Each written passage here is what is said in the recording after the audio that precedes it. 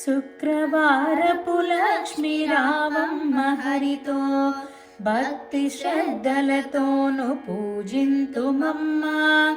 ఆది లక్ష్మి నిన్ను స్మరించు వేళ ధనధాన్యములు నిచ్చి దీవించుమమ్మ, దీవించుమమ్మ.